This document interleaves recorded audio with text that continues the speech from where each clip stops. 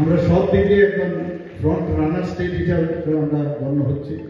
তো এখানেও কেন কম থাকবে?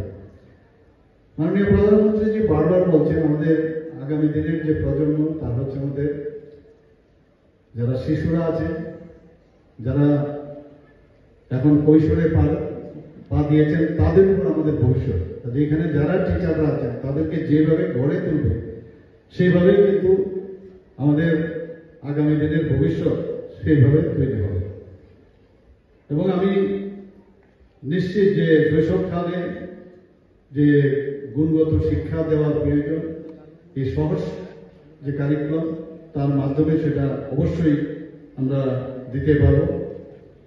এখানে যে আমাদের যে প্রযুক্তি, সেই প্রযুক্তিকে ব্যবহার করে এখন কিন্তু আমাদের কম্পিটিশনের যুগ, কিন্তু তার বাইরেও যে মনের আনন্দের মধ্যে থেকে যে পড়াশোনার যে একটা খোরাক, সেটা কিন্তু এই শহরের মধ্যে আমরা দেখতে পাই। বইয়ের চাপে, পড়ার চাপে আমরা এটাও দেখতে পেয়েছি আমাদের ছোট ছোট ছেলে মেয়েদের মধ্যে একটা মানসিক অবসাদ, নানা রকম মেন্টাল ডিসঅর্ডারও তাদের মধ্যে ডেভেলপ হয়।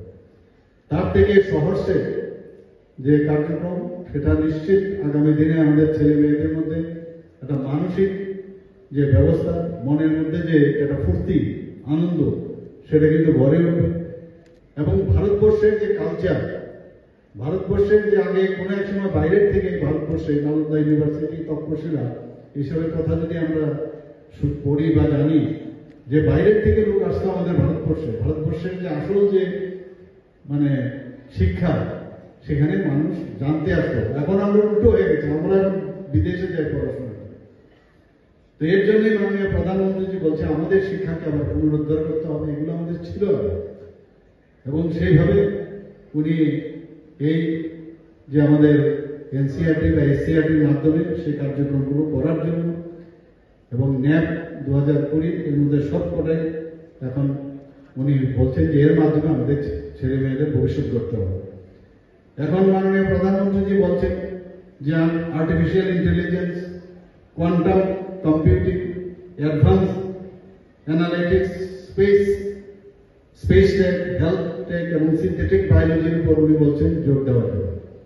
তো সেটা তো পরবর্তী সময়ে, এখন যদি ফাউন্ডেশনে যদি আমাদের ঠিক না হয়, তাহলে পরবর্তী সময়ে কিন্তু সবসময় একটা ইরিটেশন থাকবে পড়াশোনার জন্য। তো এগুলো যখন আমরা আমাদের বেসটা যদি স্ট্রং হয়, মনের আনন্দে যদি আমাদের বেসের মধ্যে আমরা এই যে শিক্ষা আমরা নিজেদের যে মস্তিষ্কের ভিতরে যদি আমরা নিতে পারি, তাহলে আমরা আগামী দিন দেশ গড়ার কাজেও আমরা কিছু ইনোভেটিভ কিছু আইডিয়া আমরা দিতে পারবো, দেশের জন্য কিছু করতে পারবো।